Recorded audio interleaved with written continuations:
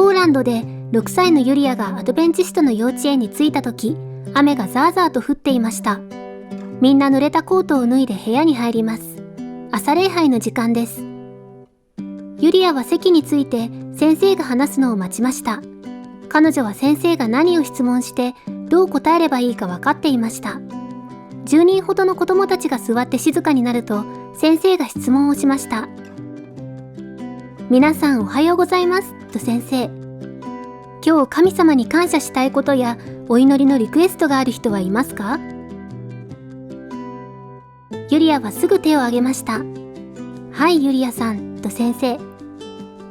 神様に雨が止むようお願いしたいです。外に出たいから。先生はにっこりしました。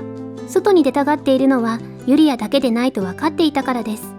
今朝はみんな雨の中を少し悲しそうにやってきました。毎日外に出るのを楽しみにしているからです。ユリアの幼稚園では外に出るのは休み時間だけではありません。神様について学ぶ時にも外に出かけます。神様の作られた自然を探検するため、先生は毎日近くの野原や森に連れて行ってくれます。そこで遊んだり食事をしたりします。ユリアは弟と木登りをしたり、パンを木の棒に刺して焚き火で焼いたりします。ユリアは自分で焼いたカリカリのトーストが大好きです。先生はユリアと子供たちを見てから窓の外を見てみました。雨はさっきよりもっと激しく降っているようです。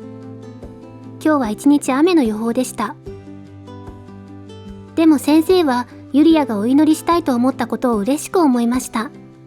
ユリアの家ではお祈りをしません。幼稚園で初めて祈ることを学んだのです。そうね、雨を止めてくれるよう祈りましょうと先生。外に行けたらいいわよね。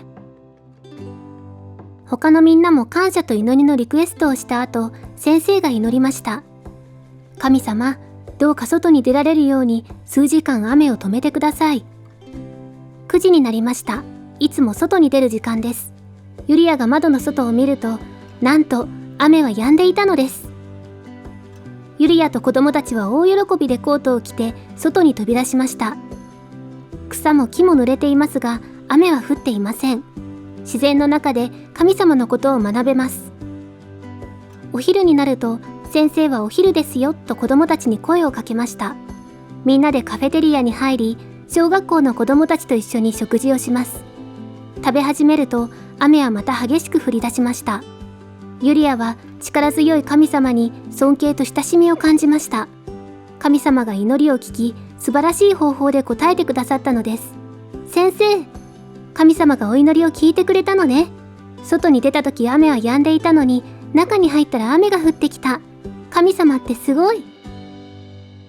世界中の教会の学校でユリアのような子供たちに神様の愛を教えています。皆様の安息日学校献金を感謝いたします。